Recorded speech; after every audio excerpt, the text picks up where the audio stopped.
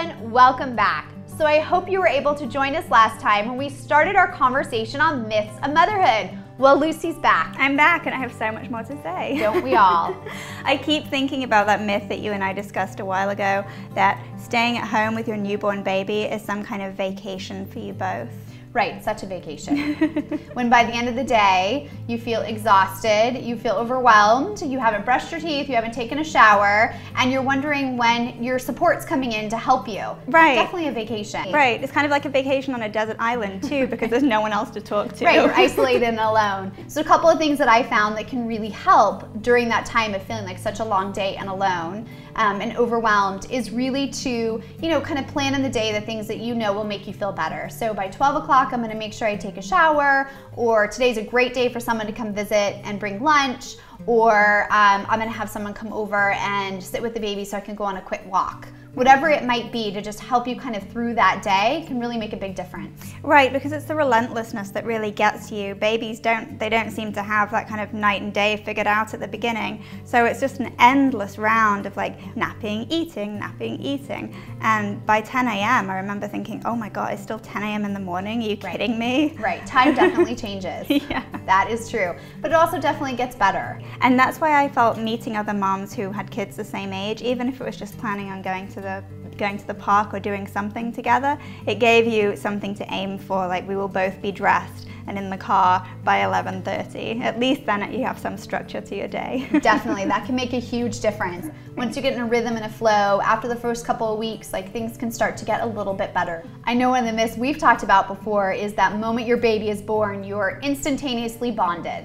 Right, I was expecting to have the birth I had planned in my head, and I ended up having a C-section. And honestly, they handed me this baby. He was all wrapped up, he had a little hat on, he looked like he'd been on an outing. And I remember holding him and saying, is this mine? Oh yeah, okay, this is mine, hi.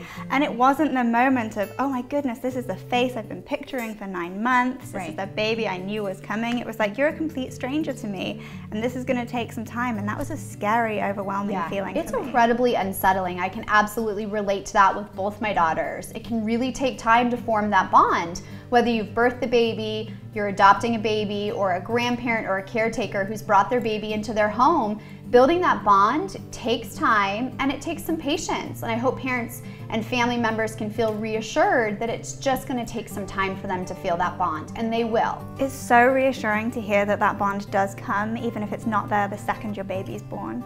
Definitely. And I know another myth we've talked about that I love is that those first few weeks the babies sleep all the time. I used to love it when people came over in the day and say, wow, all he does is sleep. And you think, well, you weren't here at 3 o'clock in the morning, or 5 o'clock in the morning, or 6 o'clock in the morning.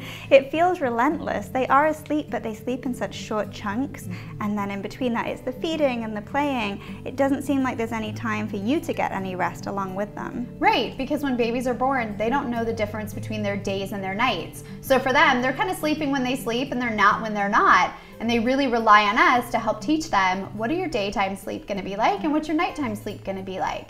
So I tackle that in kind of some of my other segments, how to read sleep cues, a daytime game plan, a nighttime game plan, which hopefully will help, parents and their babies through this time period when babies are supposed to be sleeping all the time, but really it's kind of these mini naps throughout a 24-hour period, so hopefully that will help. Yeah, well, speaking of not sleeping all day, you probably need to get back to yours. So we hope sharing our experiences have helped kind of clarify those myths of motherhood for you. Next time, some dads are going to join me so they can talk about their myths of fatherhood, which definitely should be fun. I'll see you then. Bye, everybody. Bye.